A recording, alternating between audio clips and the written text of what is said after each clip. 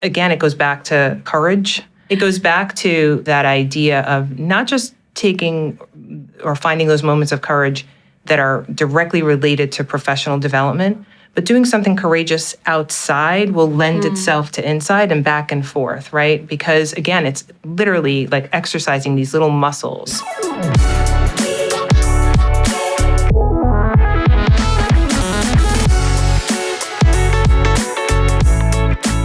Hello and welcome to the Women Who Roar podcast, where we dive into topics like crypto, the stock market, inclusive banking, women in leadership, and career progression, all from the point of view of women working in FinTech.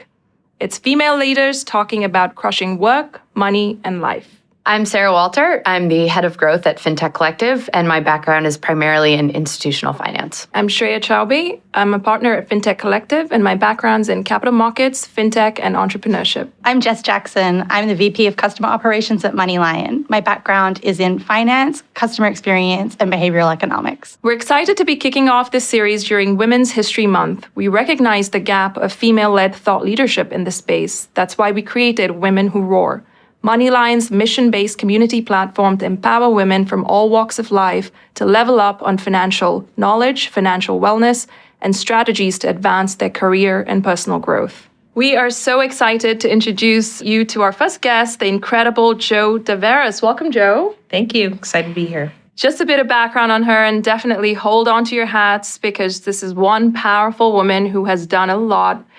Jo joined Booking Holdings as its first head of global privacy in late 2019, and she's held similar titles at institutions like Mercer and the institutional and network businesses at American Express.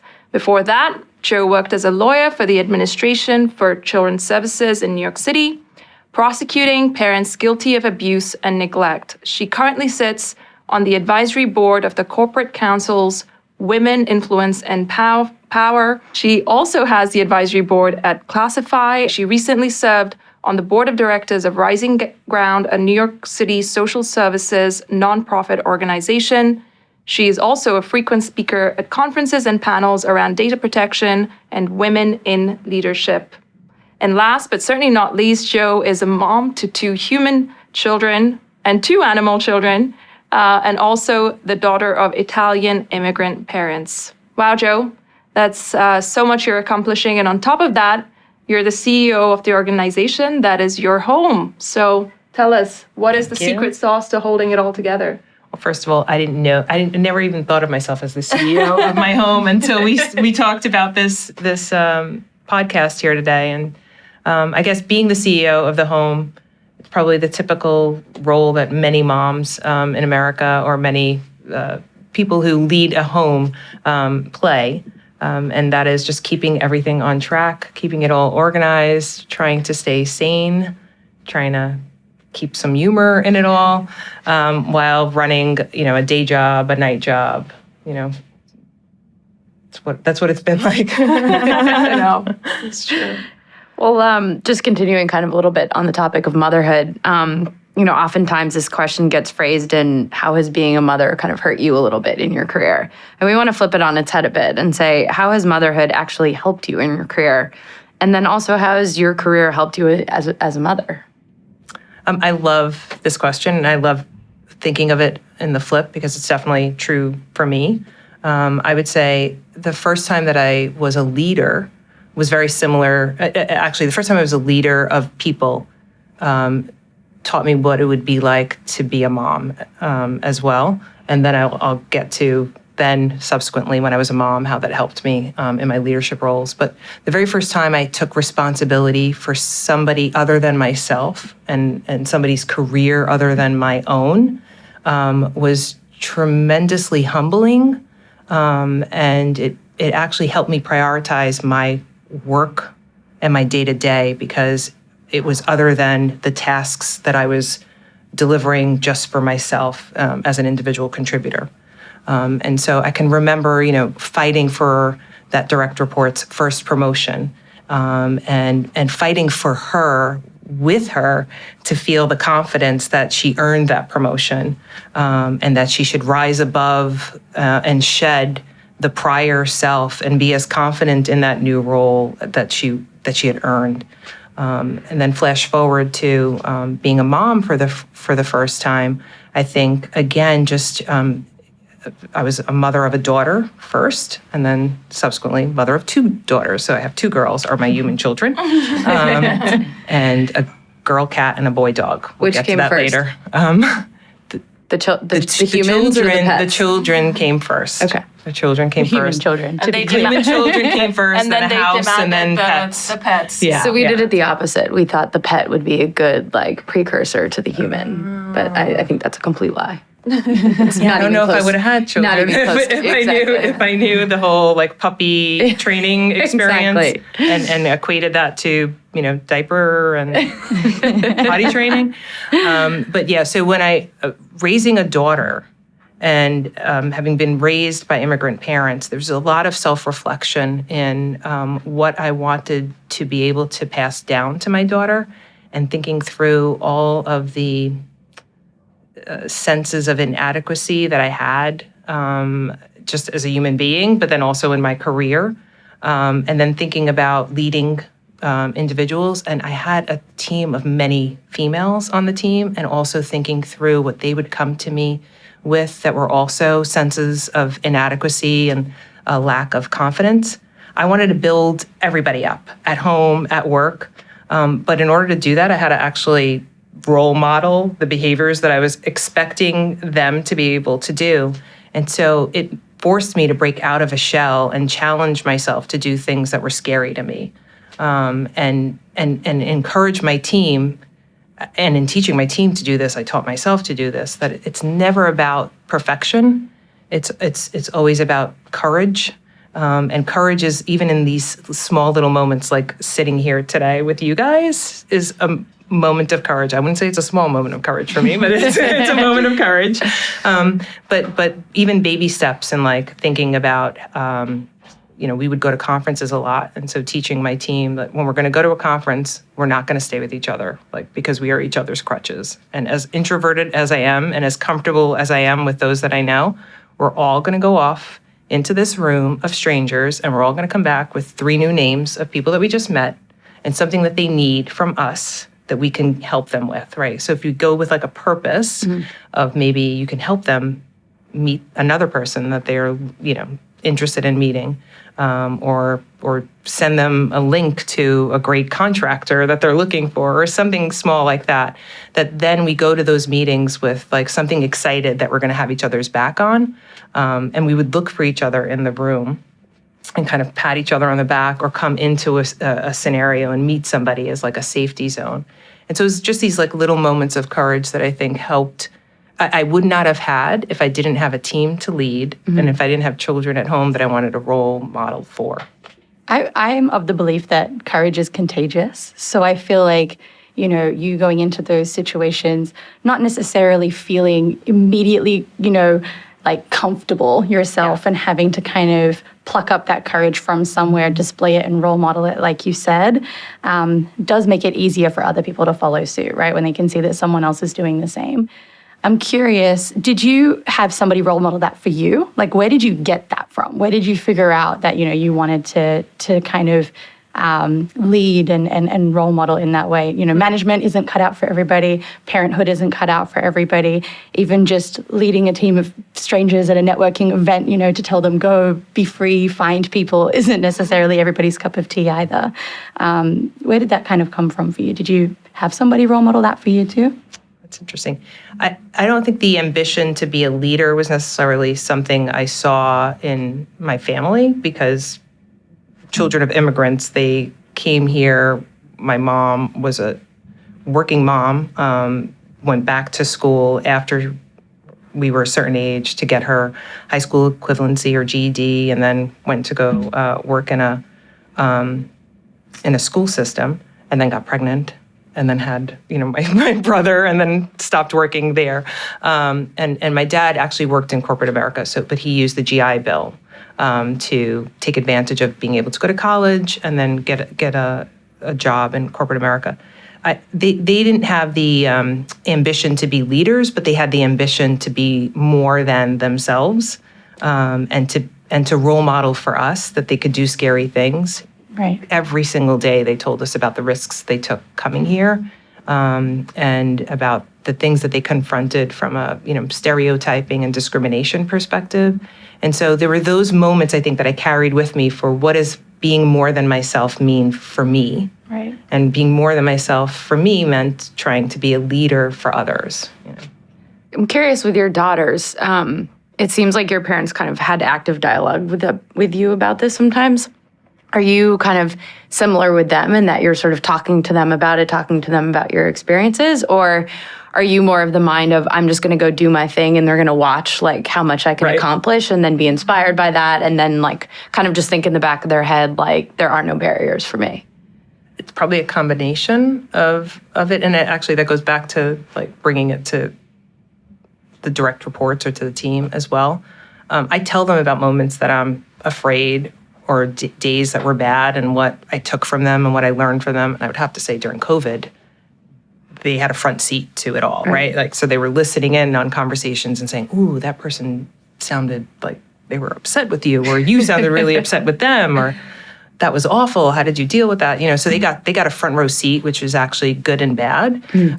But from a having the conversations with them perspective, absolutely tell them about the moments of vulnerability and kind of overcoming them, and using myself as examples when I'm trying to give them the courage to do something. What my parents didn't tell me was not to be perfect at everything. My parents definitely thought perfection was key. I would bring home like a paper, or a grade, and it was in the 90s, and I was proud. And my mom every time would say, "Where's the other like 2%?" That's such an immigrant every family single time. household. And I literally walk away like, all right, I'll try harder. I don't have that kind of expectation on my children of perfection, but I do have an expectation of try, even if it's scary, and especially if it's scary. And it's hard because I have one daughter who I think is a little bit more innately fearless, and the other daughter who is more innately fearful. I want them to teach each other how to be cautious and fearless at the same time. I would love for them to go out together at night, right? Because I know they'll balance each other. Right. Yeah. No, I think it's an interesting point, right? Around almost as a parent, looking at where we are in society today, is the onus on us, especially for our daughters, and I have a daughter and a son. But as I think about the sort of, value system that you set, do you almost overcorrect? Is it going out there and saying you fight more, or whatever it is, whatever sort of aspect of life you want to apply that advice to, is it going out saying just be yourself, or do you go out and teach them to be kind of more aggressive? I guess a lot of it, what you're saying, is dependent on their inherent personalities, right? Which will come naturally. But I do try to tell them to be themselves, though. Right. But also be respectful of the situation that they're in. And they're very different. Right, so the way I have to tell them to be themselves is different, and the experiences that they bring home are very different in terms of how people react to who they are. But I think that was what was different in my kind of early career, was I wasn't authentic to who I was.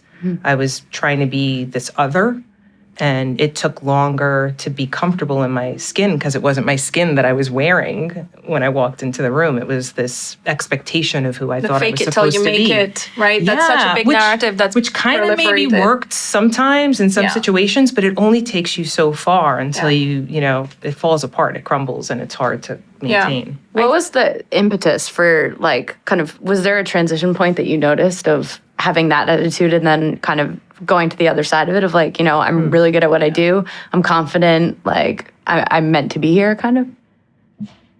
That's a good question. I think, I spent a long time in my second job. My first job was Administration for Children's Services, which for anybody out there interested in doing anything with parents and family services, I highly recommend anything in the family services realm to make a difference. And I still have an interest there. But in my second job, which was at American Express, I spent a really long time there. It was a fantastic, and still is a fantastic company. because it gives you a lot of opportunity for a lot of different paths that you can take with your career. It's really on you as the individual. But what I did was I used it as a crutch to never commit to any one thing. I just tried a lot of different things and got excited about every single job that I was in, but I was afraid to say that I could be really good at one thing and stick with that one path. And then when I finally found a path that actually married all of these different things that I was passionate about in one role, right? So privacy and data protection, and I'll explain why that was. I have a passion for it because it sounds very geeky. But when I found that role, I didn't have the comfort level, and this is just me, and I honestly wish I could fix a little bit of that part of my career, but I didn't have the comfort level to rise to the highest levels within American Express because I grew up there. And I had, talk about that skin shedding, I had this certain skin about me that everybody was used to, this certain being that everyone was used to, that it was challenging to get beyond that. I was this nice, she's always going to be nice, she's not tough enough person in the building, in the room. And so it took applying for another job and getting that job and saying, I'm going to walk out the doors of American Express that gave me tremendous background and a tremendous career experience, and I'm going to walk through the doors of Mercer. Actually renamed myself, so I am Joanne, but renamed myself Jo, who everybody calls me, and became my more and most authentic kind of self of I can be this expert. Expert doesn't mean perfect. Expert doesn't mean getting it right every time, but I can be tough. Yeah. I can tell you I couldn't say that I was the chief privacy officer of that company without giggling for probably 6 months. It took like my mentor to like make me practice saying it to her on the phone like every time. She's like, you don't have to introduce yourself, but you do have to introduce yourself without a giggle to me every time, because it worked, right? Like I had this different kind of confidence level. So for me, what worked was finding the way that I could feel comfortable being authentic. And for me, it was just rebranding myself, taking myself someplace else. It's so interesting. Like I spent the whole first part of my career, so 10 years at Morgan Stanley, and had a very similar experience of like, you were sort of the dependable one, the loyal one, the person who was kind of always going to be there, always nice. And it's really hard to shake that. Yeah. And then when you see like people joining from other places and they're getting promoted and all these things, and you're just like, what is it? Like, I have to leave to be able to sort of like get myself to the next level, because while I'm so comfortable in this position and like, you know, respected by colleagues and all of that, like it's really hard to break out of that. Yeah. Right. And if I synthesize what the two of you are saying, are we actually saying that being nice is a barrier to career progression and rising up the ranks? Depends what you do, because I think there's very much something to that. So my career ended when I was in banking, and I had a lot of people tell me, like, you're not cut out for this because, like, your elbows aren't sharp enough.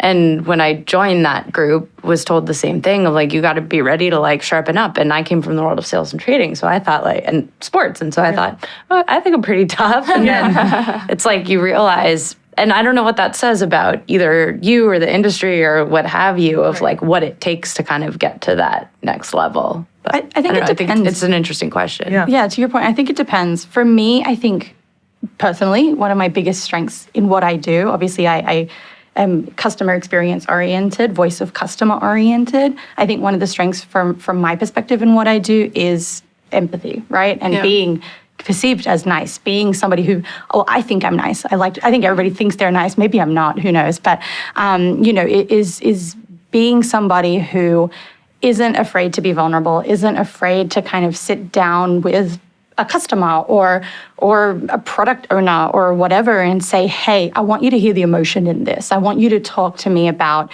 you know, how this actually impacts people and affects people, and talk to them from the perspective of it impacting you personally because you care, right? And because you are a nice human person. So I think it depends definitely on the role where you're at. And I also do agree that there's a ceiling on that, right? Like there's only so far that I would be able to personally climb a ladder, but also to be frank, for myself, want to climb a ladder for that same reason, to your point about being, your authentic self and the things that you pride yourself on and all of that kind of stuff too. Like, I think it depends, and it depends on sort of what your end goal is too.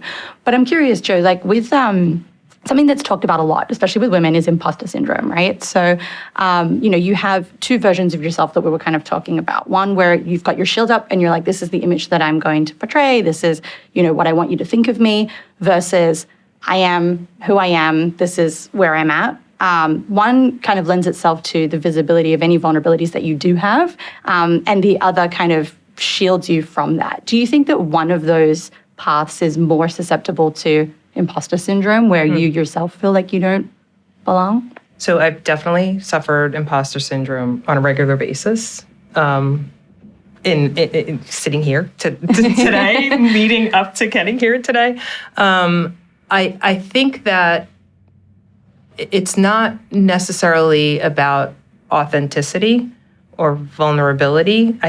For me, at least, I think how an individual responds to imposter syndrome, or whether or not they feel like imposters, I think it comes from a different place for everybody.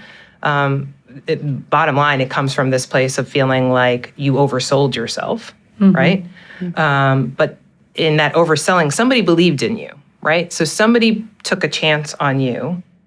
You're failing to believe in yourself, and there's this very inspiring author, Adam Grant, who says there's a paradox when it comes to the imposter syndrome, right? There's what I just said. Somebody believes in you, you don't believe in yourself, and yet you're believing in the self that is inadequate, right? So that's the paradox part, right? And so if somebody's taking a chance on you, again, if you believe in the part of perfection is not the thing that is sought for, but that there is a belief in you and what you can deliver, not perfectly, but that you can deliver something, then that's what you go in with, that momentum and with that belief, right? And so I think where imposter syndrome really attacks is where you're putting yourself on that perfections kind of pinnacle instead of that courage pinnacle. And so the courage part just has you taking a step each day towards some direction, and believing just enough in yourself and believing just enough in your skills that you can offer some value,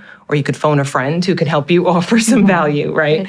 And so I think that's how I get through the imposter syndrome, is just reminding myself that it's going to take some courage to walk into the room. It's going to take some courage to speak my mind, and hope that somebody around me will help me deliver it, because I don't have to do it on my own either. Yeah.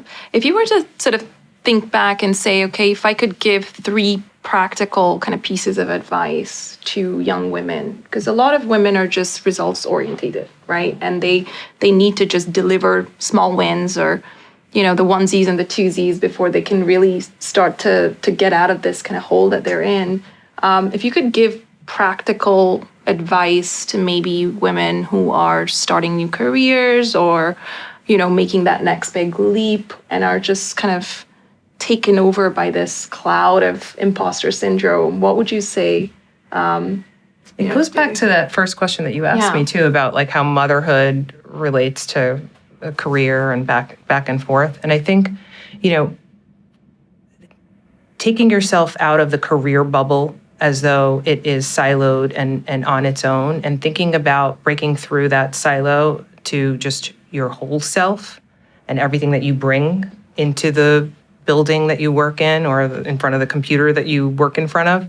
I think, again, it goes back to courage, and I'm sorry if it's going to become like the buzzword, and I wish we would all had drinks, that we were taking every time I say courage, but it goes back to that idea of not just taking or finding those moments of courage that are directly related to professional development, but doing something courageous outside will lend itself to inside and back and forth, right? Because again, it's literally like exercising these little muscles, right? So, you are afraid to take an advanced yoga class, right? Why are you afraid to just walk in the class, take it, you fall apart, fine, but that moment that you felt comfortable enough walking in that room and taking that chance, definitely the next time you're in front of your leader or in front of a team or in front of a bunch of clients, you're going to feel that much more comfortable to find a moment or an opportunity to speak up, to do something that feels scary. Oh, that's awesome advice. It's kind of, I don't know, we may not use this, but this is a super random question. So do you ever do this with your kids? I'm curious because so my experience growing up, my parents used to make me do things like that were, they knew that I would feel super uncomfortable and like really, really out of place. So That's like so when I smart. was 10 years old, they'd be like, okay, you're going to go try out for an all boys hockey team with 12-year-olds, which like when you're that age, it's like a big difference. Yeah. And I would be like kicking and screaming, crying in the car. I'm not doing this. I'm not doing this. And they're like, suck it up. You're doing it. And I'd go and I'd be miserable and I'd be pissed at them for a week. Yeah. And now like we kind of at this age have conversations and they ask me sometimes like, do you think we were too hard on you? Like, were we a good parent? You know, they're in this reflective stage. Right. And I'm like, yeah, I mean, I kind of hated you at the time for some of these things, but like looking back on it, like it was the right thing to do. Yeah. And so I'm just curious because that example of like go do something that you're afraid of that's totally unrelated to your job is like actually such a great idea. Do you ever do that with your kids? I do. It's not stuff that's scary to them. It's stuff they just don't want to do. And they do go kicking and screaming. And it is one of those, like, you question every motherhood moment of it because it's much easier to not make them do it, right? One, from the hate perspective. One, because you're literally dragging their feet and it's usually something you're spending money on and you're like, don't. So yes, but it's different kinds of things for each of them, right? Because they're so different from each other. So I just registered. This is scary for me too. So I'm gonna take credit for this being a moment of courage for myself too. But I registered my younger one for a 1-week sleepaway camp. Scary for me because just go to sleepaway camp. I can't even imagine it. Scary for her because the last time she was away from me, where I didn't leave her because I have to go on business trips all the time. No problem. My kids have no detachment from me. But I sent them to spend a week with my parents a couple of years ago. And my younger one was devastated. It was awful for everybody all around. I had to go fly to meet them because it was a terrible experience. I know that she needs to do this because that's not who I want her to be, and it's not who I think she actually is. I think she thinks that she can't be without me when she's leaving me and I'm left behind. That was her idea, that I'm still at home doing my day-to-day tasks and she's left me, and she was uncomfortable with that. So I'm excited for her and scared for me for that week. And then for the older one, she's incredibly creative, but she only likes to do she feels like her art is her own, and she needs to own it, and nobody can see it, and she can't share it with anybody, and nobody should teach it to her because that's how great she is. And so I have registered her this summer for just a 1-week class where she gets to learn from an artist, her art, and have to explain it and share it, and just have her get that comfort that she can share it, which she has no confidence in right now.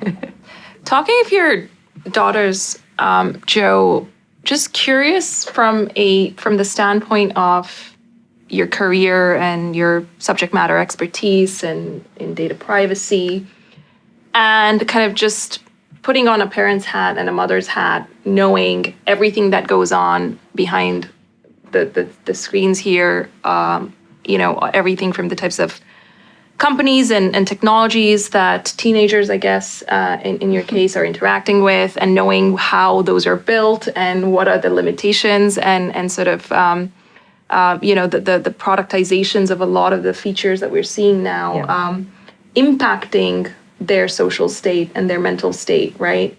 How are you kind of traversing that line between parenthood and your area of expertise, everything you know? Yeah, I think it's probably like, if I were a baker and they were constantly exposed to me baking things in the home, they would know how to bake a great muffin or a great cupcake or a great cake. They have been exposed to like me in a data protection role since they were born. And so it is innate in them to a certain extent to be worried. I love with great pride when they're telling somebody, one of their friends or one of our relatives, you can't post that. You can't post that, or don't say that in a text. I love that. I love that. Love it. And like when I eavesdrop and hear that, and yeah, I eavesdrop. So that's the other part. They have no privacy in my home. I'm a privacy officer, but they know I have their passcodes for their devices. Until my 15-year-old turned 15. I could see every picture that she took because we shared a roll, which is awful. I don't recommend it. There's probably a better way because my entire photo camera roll is screenshots now of my 11-year-old's, like Roblox game. And, or boy, she likes on TV. And so, try to scroll to find a picture in a professional setting of something. And I'm like, why are there Leonardo DiCaprio pictures here? Because she likes Leonardo DiCaprio from the 90s. I actually I was cleaning out my childhood bedroom where I grew up and just removed a Leonardo DiCaprio poster from Titanic. You can bring it my here. wall. You can bring it here. She'll take it. She'll take it. I will take Leo it. in the 90s, for sure. Gabriella will buy that from you in a heartbeat. She'll Was it signed? If it was signed, that could God, be I a wish. Christmas Are you present. Yes. Oh, God. So they learned about privacy at the same time that they learned about crossing the street and looking both ways. And I think that's probably what most parents should do. And it's not about judgment calls on any individual apps and what you feel your comfort level is with the data that you're sharing. It's more about being completely eyes wide open and aware and making sure that your children are eyes wide open and aware about how that data, their data, is exchanged. And my kids learned from an early age too what personal information meant and what was personal in our lives and what could and should be shared or not. It doesn't mean that I've overcome the whole, they could be on FaceTime walking through the house and half the time we don't realize that they are carrying a conversation or carrying 3 friends in the room with them when we're like talking or cooking. So they don't, I tell you, I struggle with that on a regular basis, that they don't get that sense of that kind of privacy, that I want privacy from a surroundings perspective as well. Like when your friends are in the room, I kind of want to know that they're in the room with me right now while I'm yelling at you that you didn't do your homework. Right. But they do have a sense from a interaction with digital life. And I would say for parents, it's really important to just know what apps they've downloaded, know what the settings are for those apps, what's being shared, what's not. It's kind of easy to learn what that is. And there's lots of websites and YouTube videos even, which I think the YouTube videos are great because it can literally show you how to toggle on and off. And then just have the conversations with your kids and make sure you're comfortable with their understanding and that they understand your values. I don't want to tell anybody what those values should be, but that they understand what your values are, and that's how they engage with the social media that they engage with. Is there so I think probably the average parent out there who has teenagers right now is probably worried about exactly what you were just talking about, right? Like, I don't necessarily understand these apps or the terms and conditions or what they do or what they track or da-da-da-da-da-da. And you hear all this stuff in the news, and if it's not, if you're not a data privacy person, if you don't have that background, it probably, a lot of it washes over you, right? Where you're like, I don't even know what they're talking about. Is there some kind of, I love your suggestion of things like, the YouTube videos and stuff, but is there some kind of marker in your mind that if you're a parent who's like, I have no idea if I know enough, I have no idea if I'm looking at the right things or looking for the right things, is there something that is kind of a marker in your mind of, once you kind of get to this stage, or once you're able to answer this question, or once you're able to X, you're probably kind of at the right space to be able to have these conversations with your kids? Or do you think anyone can have those conversations with their kids, even if they're not of any So I think the conversations have to happen regardless of your background. And I think it's just at least having them know that it's something that's important for them to come and question with you, and you could learn together, and they could probably teach you if you're experiencing it together, because they're just so much more savvy and more open to understanding the technology behind it. So I think the conversations have to happen at the earliest stages. Kids are much younger interacting with apps, right? And so if you're downloading an app for your child, definitely know what you're downloading. If they're downloading on their own, I would say maybe think about the security settings that you have so that they can't download on their own, either because there's a surprise cost to those sometimes, or which you hear horror stories about, or they are sharing information in those apps that you wouldn't necessarily realize is being shared. So, I mean, those are just like right off the bat, but I definitely think it's just about the same as an open conversation that you would have with telling your child not to talk to strangers or to tell you when a stranger has like come up to them. These apps should feel like strangers in your home, and they should feel comfortable enough telling you about who they're engaging with. I think that's a good way to put it. Yeah, and Jo, just also backing up a little bit, right? There's been obviously an explosion of data in the last, so many years here. And for our listeners who are just kind of like inundated with these terms, and there's data privacy, there's data protection, all of these kind of like the whole ecosystem of data now that's basically burgeoning from all of this, as a whole subject in itself. What, from a definition standpoint, should we know at the minimum about what each one of these things, first of all, means and how it impacts us in our day-to-days that we should even just have on our radar and just get educated about? I think bottom line, you just need to know that or understand what's personal data, right? Or personal information, which data privacy, data protection, all of those seek to protect. If you're sitting in the United States, every state has different ways of protecting your information, and several states are coming up with regulations to more comprehensively protect your information to avoid, if you've seen headlines, right, Cambridge Analytica type sharing of your information, the way other websites have lost control of the downstream impacts of your information. So you think you're interacting with a retail website, and then that retail website may share your information, or that social media website may share your information with 15 other parties who then share it with 10 other parties who share it with 11 other parties. And maybe as the sharing happens, it's less about, let's say, Jo Davaris, but it's a lot of my attributes that are going further and further and further down the line. And then it comes back to me with the things that are fed to me in my social media feed or fed to me with an ad. And I may be happy with those offers, I may be happy with that feed, or I may not be.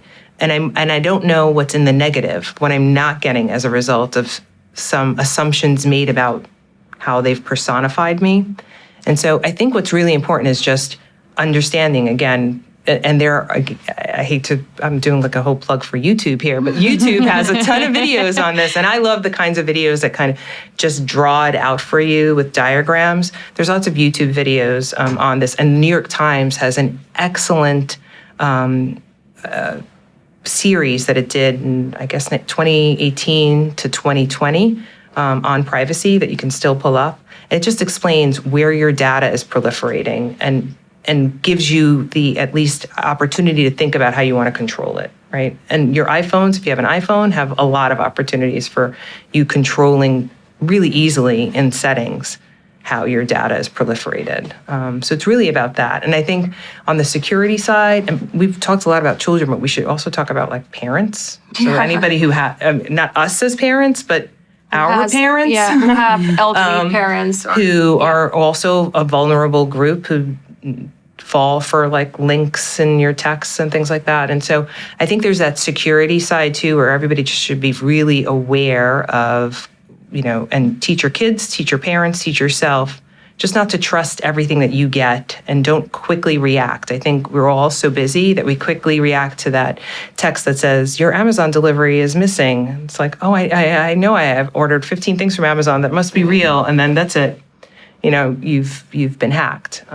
If you've seen the headlines recently. Yeah, the numbers are coming out of the amount of kind of hacks and almost scams from last year. Every hack and every scan from just a day-to-day person perspective, it's true in corporate America too, but just from a day-to-day person perspective, is from a phishing attack, right? Either through text or through email. And so I think it's just be more aware. We can't be apathetic. We can't be passive in this space. And so I think it's just learning as much as you can. Yeah, I think what you said about the curation of the content that we either opt into or is opted into for us is really interesting because as we know, in a society that is sometimes getting more and more polarized, right? You tend to enter into these kind of echo chambers that we just it just self-perpetuates basically in seeking content that you want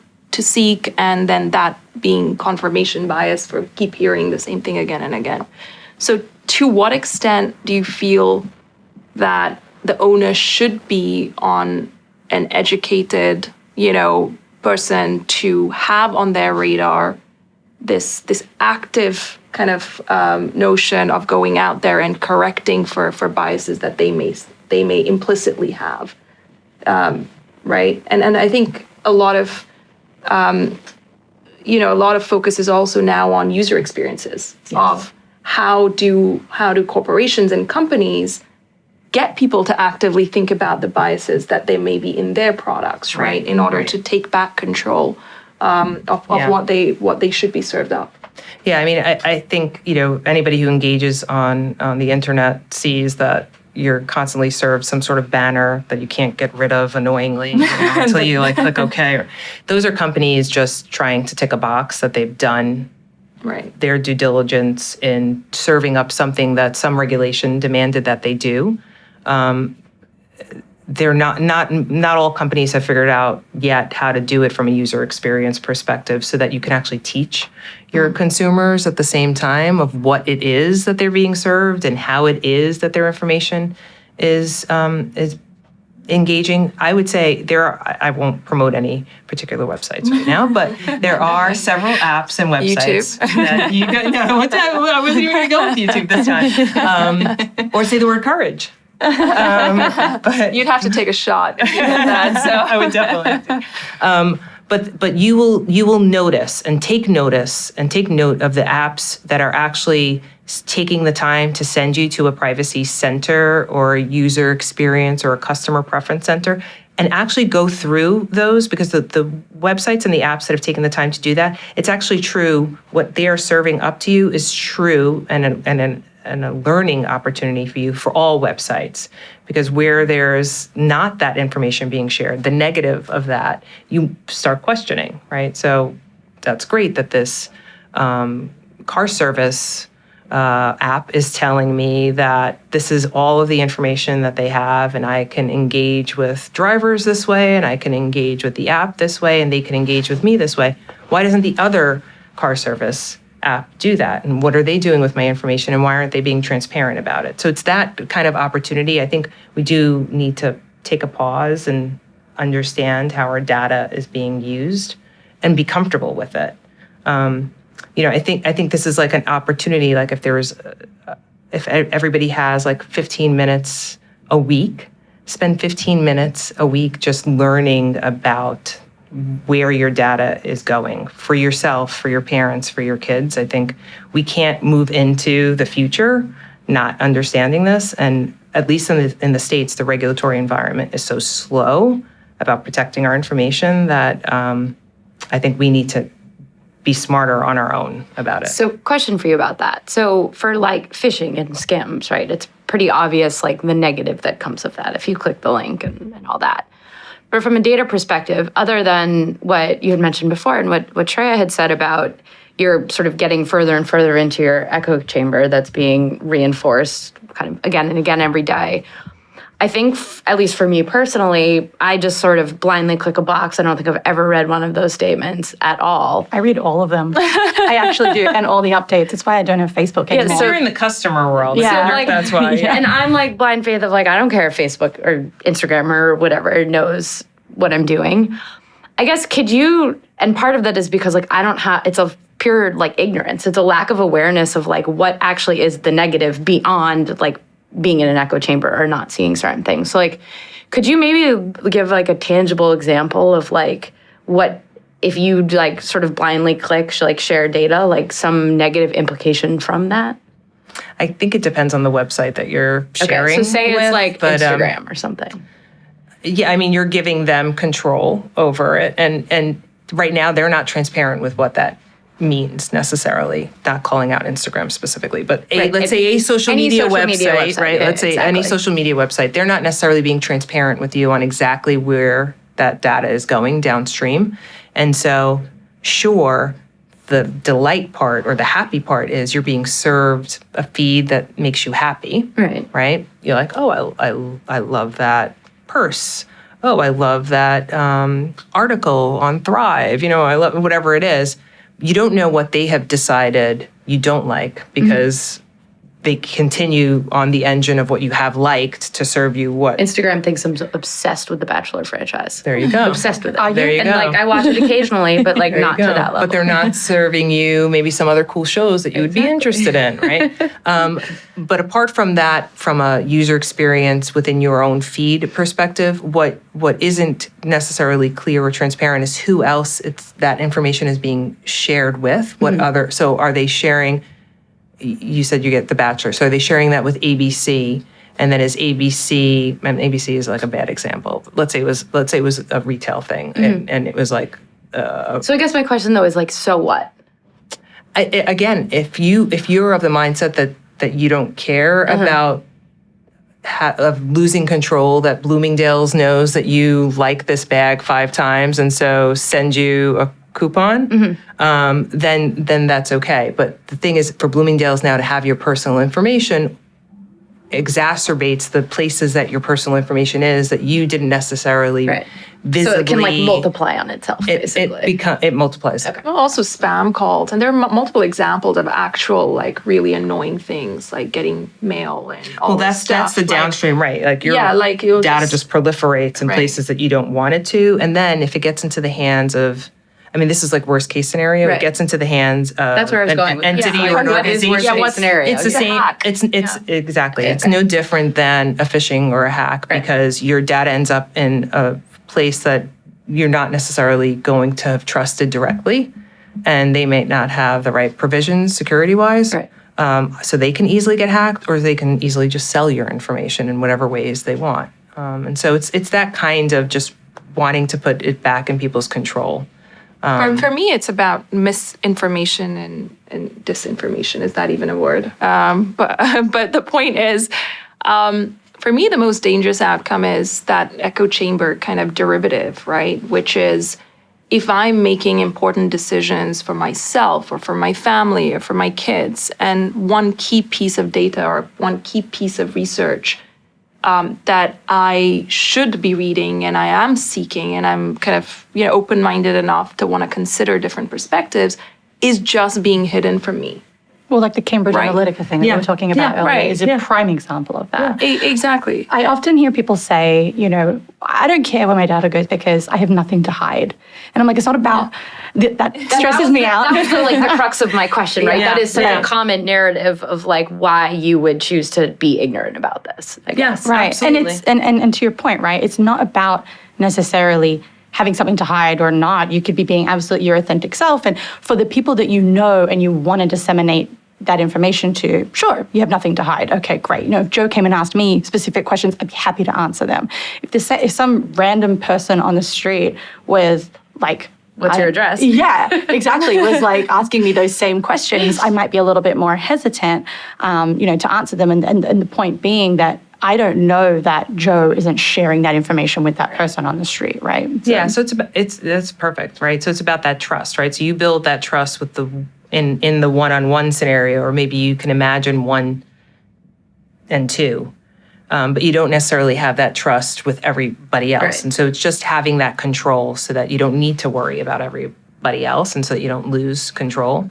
But some of the worst hacks and some of the worst use of information is really in that like losing control further downstream, which is where regulations are trying to protect people.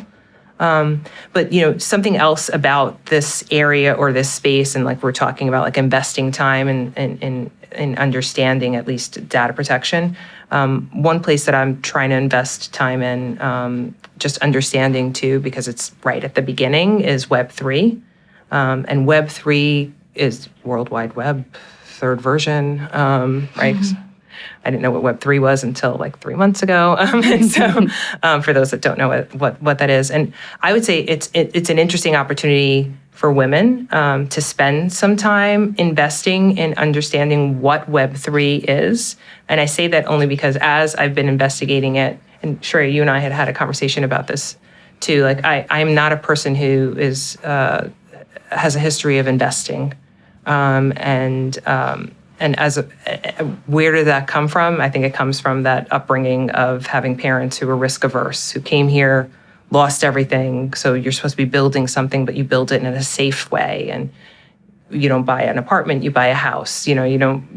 So you're not a big holder of Dogecoin. No, I wish I was. But because I didn't understand enough about it, and because I worked in entities that were risk-averse corporations as well, everything about my upbringing from career and personal was in a risk-averse setting.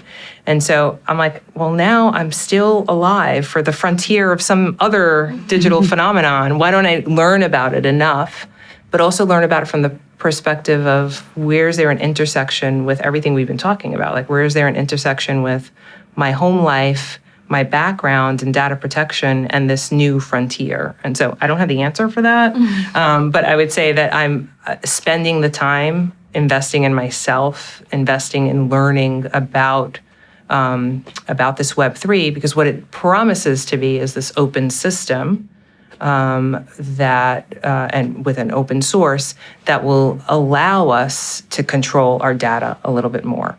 And if that's true, then some of these issues that we're talking about from a data protection perspective could potentially go away. I'm not sold yet on that from a data protection background, that's true, right? So I want to get in, I want to understand it, and then maybe contribute to it.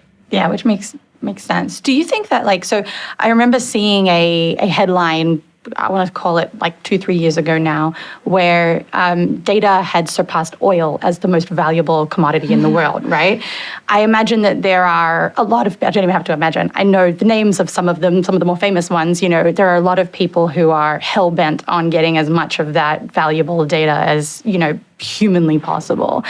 When it comes to something like an open source web, that gives people the ability to rein back that control. And there's all these regulations, like you've got GDPR in Europe, you've got CCPA in California, some of the more famous ones, but government's trying to help you protect your data. You've got Web3 coming out, you've got all these things, but you've also got these people who are very rich, very powerful, highly motivated to not make that happen, right? Yeah. Or find an alternative way to still collect that data or keep its value. Right. How do you kind of see that like if you had a crystal ball, how do you see that balance kind of playing out in the future? I think it's those very affluent companies and individuals are going to find ways to come into Web3, obviously. I think I'm not sure exactly how, right? Because I'm not the rich person who's going to figure it out. But what I do want to be able to do is think about it from a data protection perspective. How do I get in there so that it's called trustless for a reason, and there isn't security built in. There's some security assumed because of how blockchain works, but it was hacked just this weekend. If you heard about like NFTs that were hacked, they were hacked, by the way, because of phishing. I was going to say it was a phishing, but right. That's why they were very hacked. Important to clarify. Which means that there wasn't, but it's because of the way it's built right now in those kind of what they call trusted contracts, I think. There isn't enough security built in yet, right? And so again, it's like, where can I contribute? I want to contribute early on to influence the ability to like build it in a way that has more trust built in, has user control built in. But then I think what's going to happen is individuals are going to have control of their data in a way that they choose how to interact with the masses. I think the rich people are going to figure out a way to create homes for individuals to create their homes, right? So I think that's probably something like, I know that's like very like not specific enough, but I think that's kind of where it's going to head. Yeah, it's an interesting thought. It is. And like I said, I'm just trying to learn without a risk hat on of thinking it's bad, like I did when Bitcoin came out and cryptocurrency came out, because I was living and breathing in a different kind of background. That's a great segue, I think, into some of the themes that we want to explore in this conversation, which is really, we talked a little bit about, career as it intersects with life, but a key piece of this is also money. And basically our relationship with money as it relates to, themes that we've explored in other areas of our life. So you mentioned a lot of the kind of risk averseness, started from being, coming from a family of immigrants, and then making life choices that kind of almost snowballed you into that type of mindset. Have you broken out of that mindset now? And if so, what did it take for you to sort of really start to take the rein, as it comes to money? Yeah, I mean, definitely was of the mindset, and probably still am of the mindset of playing it safe in the money space, and also not investing in myself to know how to invest. Being the CEO of the household, as we started this conversation, I just didn't take the time to do that. I didn't find the time. I didn't take the time. A combination of the emotional aspects of that was a lot to break through for me.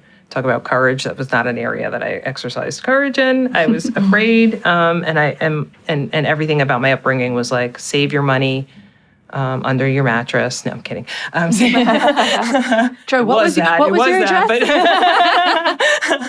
But it was save your money to buy a home, save your money to put your kids through college, and save in your retirement fund, right? Those like just very basic aspects. I think as I've matured, I definitely am thinking about ways to take more risks in the financial space as well. I'm just still, I could definitely, full transparency, I'm very vulnerable there. I don't know enough to even know where to take the first step. Yeah. So it makes you feel better. Shrey and I and Jess, we've talked about this in the past. So Shrey and I both started out working in finance, and ask us how long it took to open our first brokerage account. Literally, that's live and breathe every day, and it's at our fingertips. Make me feel a little bit better. I think it took me 5 years. It took me like 8 or 9. But that's why they say doctors are the worst patients, right? I was going to say, why do you think was it for the same reasons of being risk averse or just not taking the time? So for me, it was both of those things. It was just, it felt like it was gonna, like I needed a weekend to do it. And realistically, it takes like an hour, maybe, max. And in today's world, it probably takes like 5 minutes. Right. But I just like had built it into this big thing of it's going to take me all this time to do and I need to carve it out. And then it was always like, oh, now's not a good time. I'm busy. Right. I'm busy. And then the other piece is like your whole comment about being risk averse, like definitely resonates with me. And it's just, like entering into something safe. And like, I chose to grow kind of like the blue chip bank. Like that to me was, now looking back on it, like not very safe, but like, it seemed like safe and there was structure, and like I was never going to be a startup founder because like I just didn't have that risk tolerance. Right. And so from a money perspective, like I'm incredibly conservative, and my husband and I kind of share these duties, and it takes him a little bit of pushing and prodding of like, we are only this age, like we should be allocated this way, and like all of that stuff. And so it's, I think, very, very similar to what you were saying of like just like not having that risk tolerance and not feeling comfortable that I knew things well enough that like I could make a decision that was going to pay off. Like for me, the downside was always so much greater than the upside. Yeah, so it goes back to like looking for perfection. Right. Like that you want to make a lot of money really fast. You don't want to lose any money, so you don't want to take the chance, right?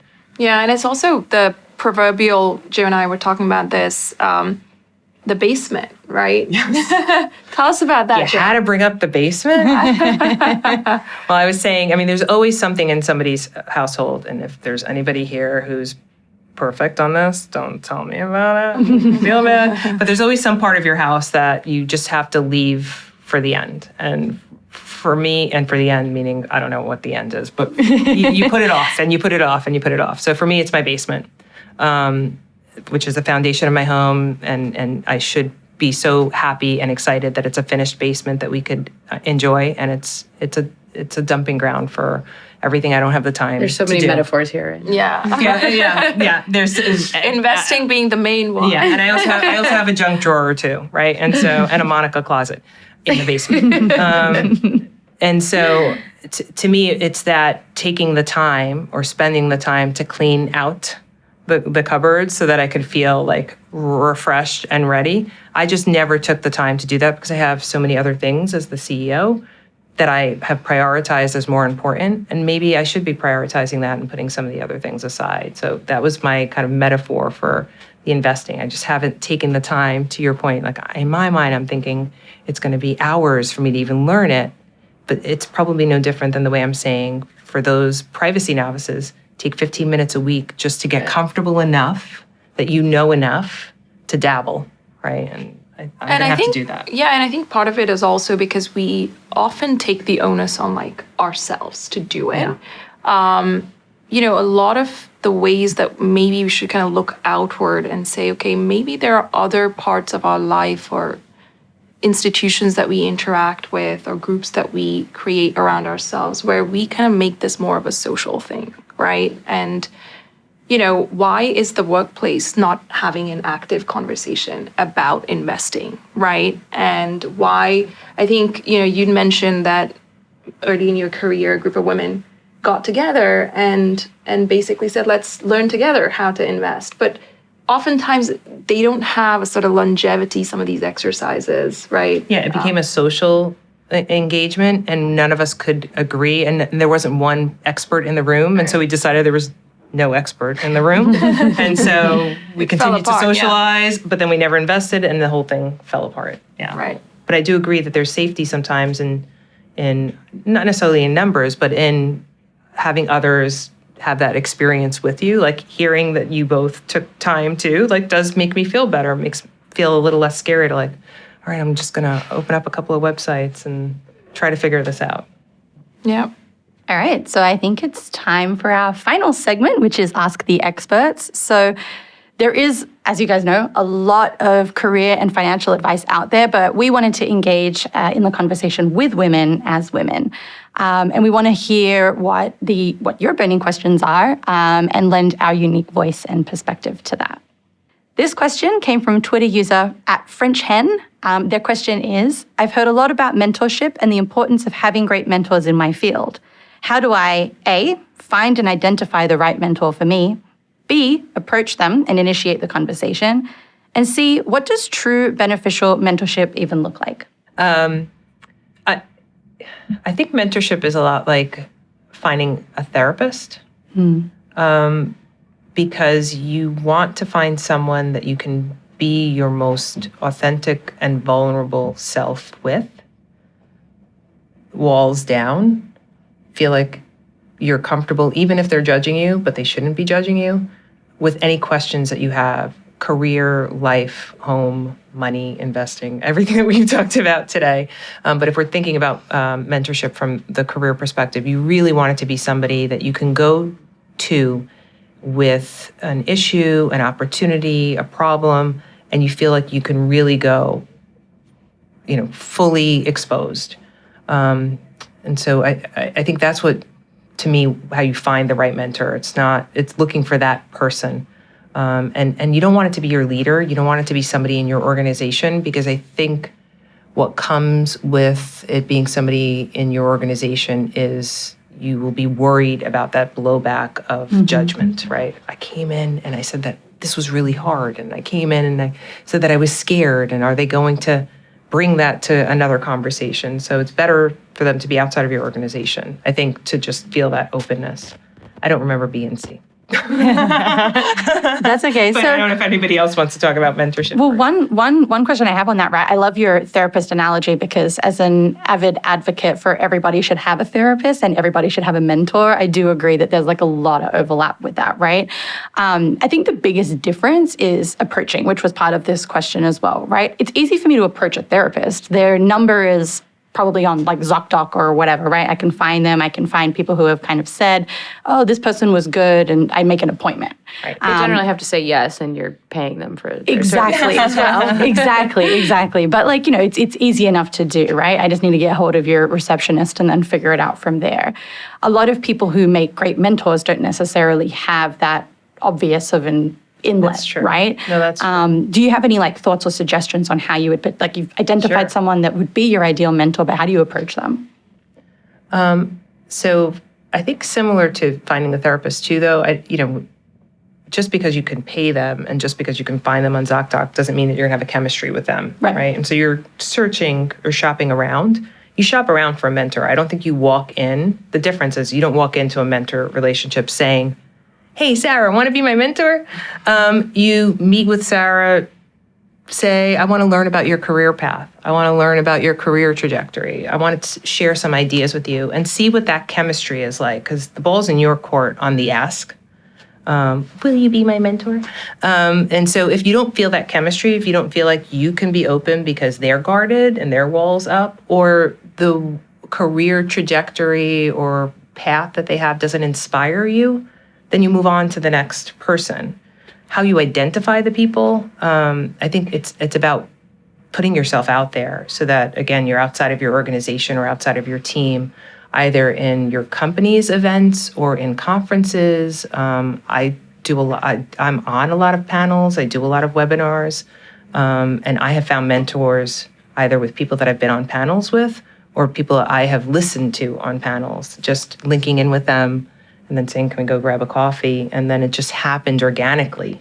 And I think that's probably the best mentor relationships is don't go in looking for a mentor, go in looking for relationships, and then you'll find a mentor that way, or you'll find several different people who inspire you along the way, and maybe it's not a straight out mentorship. It's kind of like dating, the way you described it. It is a little bit. It is a little bit like dating because you are exposing yourself. Right. Well, I think also to build on that, mentorship isn't a one-way relationship. I think that's the other big misconception that some expert or someone who's way more experienced than you in any particular field is gonna give you this knowledge or wisdom download, right? I don't think it really turns out to be, or the most meaningful relationships, at least that I've had, with my mentors have always been a two-way conversation, because the reality is there are lots of perspectives, maybe as a junior person or as someone who's just, fresh to a particular field, or the perspectives that they can bring,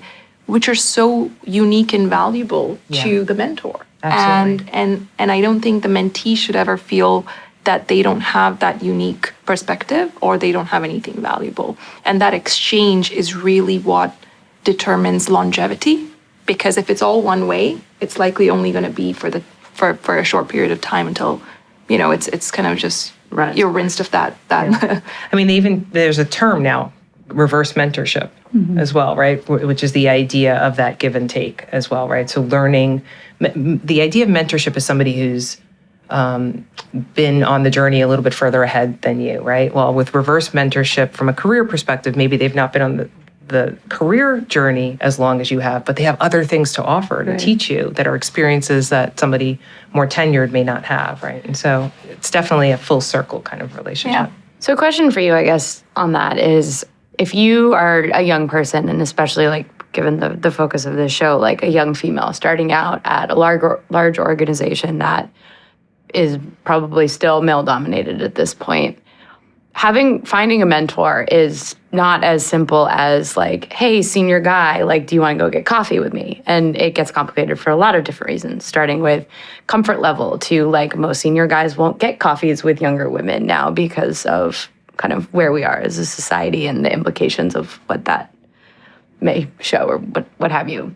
What advice would you give to younger women who are in that position where it is hard? Like it takes effort, it takes putting yourself kind of out of your comfort zone, and it may not feel as organic as if you were kind of a younger guy who went to the same college as, the MD on a different desk, and you can bond over, your lacrosse playing days or what have you.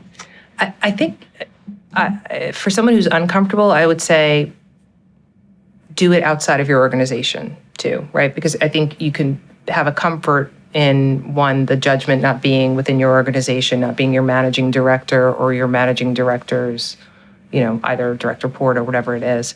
But I also think find the personality that works for you too. So if you're uncomfortable, that's not somebody you actually will work from a mentorship perspective, right? And so if you have to tap into what it is that makes it uncomfortable. Is it their level? Is it the industry? Is it male? I know for me, when I was younger in my career, I was told not to do anything in women's groups and leadership groups, and not to label yourself as a woman in the workforce. I mean, I obviously am, and that's who I identify as. But don't tell anyone. It was like, don't tell anybody and don't talk about it. And oh no, you're a mother. Definitely don't talk about that. Right. But I went to my first women's networking event that I didn't want to walk into. Somebody dragged me along the way, right. And I realized that ended up being for me the safety zone. Because I felt comfortable. It actually was the whole purpose of the event was to get younger women comfortable with networking and comfortable with older women who were coming in wanting to be mentors. And so find something like that where it feels safe for you to know that that's actually the balance of the relationship that's happening, and just keep doing it and practice it. I think it's coming out of that zone. And I think, again, this is one of those things we don't take enough time investing in ourselves, that you just have to find the time and find the community. There's a lot of events and with areas that you can get mentored in, not just your career, in investing and, Web3 and creating all of the different things around Web3. I saw a new event that was around establishing DAOs, which are related to Web3. So it's find a space that's interesting enough to you and safe enough to you that you can expose yourself in, I think.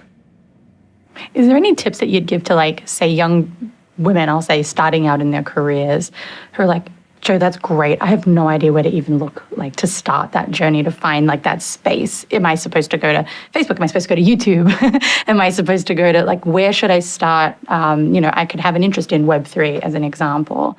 Where would I find a community around that? Do you have any sort of advice? Take a shot and get some courage. Yeah.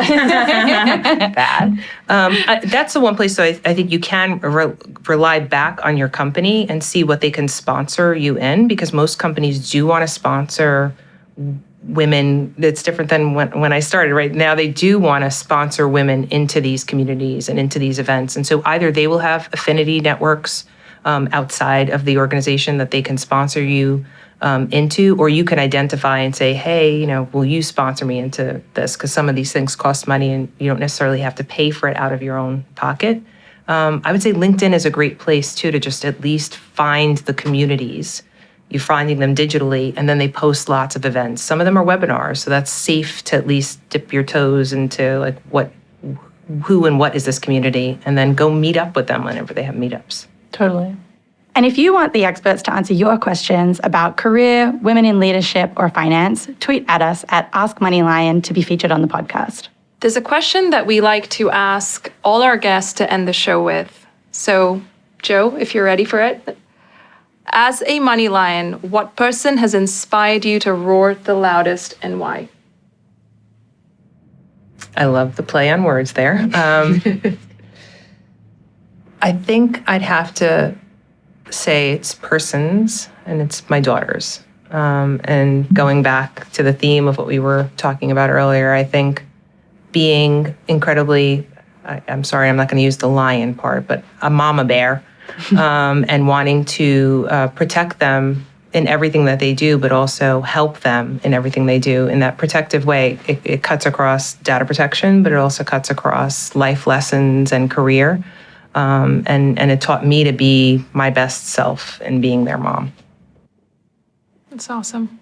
Jo, thank you so much for being here with us today. We've honestly learned so much about everything around your experience in corporate America, how you've managed being the CEO of your household, and so much rich insight into being a parent and how that intersects with everything that you've shared with us today about data privacy and the whole space. So thank you again so much for your time. And to our audience, thank you for watching and listening. Tune in next week for another episode of Women Who Roar. And if you'd like to learn more about FinTech in particular, given this is a show about money, FinTech Collective publishes a weekly newsletter which can be delivered directly to your inbox every Saturday morning. You can sign up at fintech.io/newsletter.